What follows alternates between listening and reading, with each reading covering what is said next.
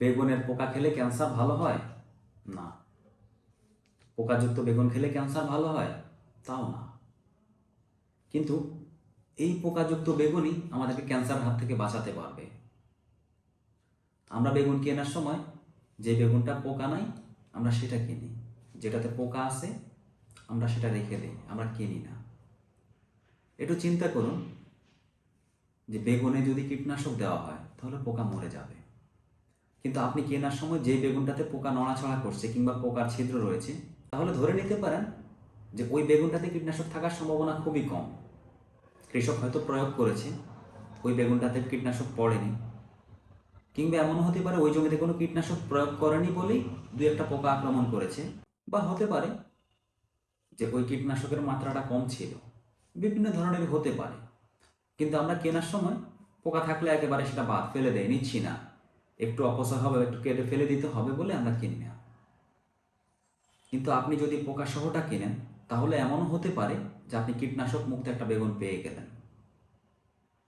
সুন্দর চকচকে বেগুনে যে কীটনাশক দেওয়া হয়েছে বা সেই কীটনাশকের মাত্রাটা ভয়াবহ ছিল তা বলছি না, কিন্তু পোকা থাকলেই যে সেটা খারাপ আমরা কিনবো না, ফেলে দিব, একটু বাঁকা, একটু ছোট, একটু তেড়া বেঁকা সেই বেগুনগুলো যদি আমরা কিনি তাহলে হয়তো হতে পারে সেটা কীটনাশক মুক্ত কিংবা আংশিক কীটনাশক তাতে থাকতে পারে।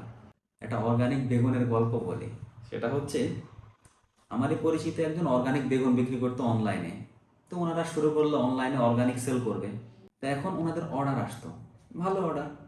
তো ওনারা কী করতো, কারণ বাজার থেকে বেগুন কিনে অর্গানিক বলে দামটা বেশি নিয়ে বিক্রি করে দিত, ব্যাস হয়ে গেল অর্গানিক।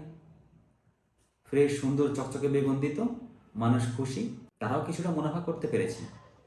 কিন্তু চিন্তা করুন যে আমরা যারা অর্গানিকের পেছনে ঘুরতেছি, আসল অর্গানিক সুন্দর চকচকের মধ্যে নয়, অর্গানিক হতে পারে ছোট তেড়া বেঁকা, সেগুলো অর্গানিক হওয়ার সম্ভাবনা বেশি। সেগুলোতে হয়তো জৈব সার দিয়েছে বা রাসায়নিক সার কম বলে বেগুনটা বড় হয় নাই, খুব বড় বড় বেগুন হয় নাই।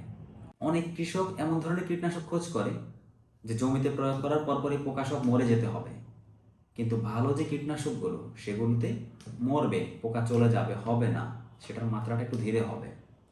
কিংবা যেটা অর্গানিক সেটাতে মরতে একটু সময় লাগবে, পোকাটা ধীরে ধীরে আক্রান্ত হয়ে তারপর মারা যাবে।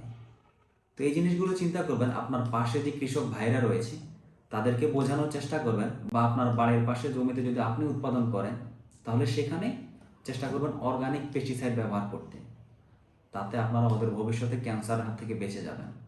নাহলে এদেশের মানুষ যে পরিমাণ রাসায়নিক খাচ্ছে, কীটনাশক খাচ্ছে, কিছুদিন পর ঘরে ঘরে ক্যান্সার হবে এবং অসংখ্য মানুষ মারা যাবে।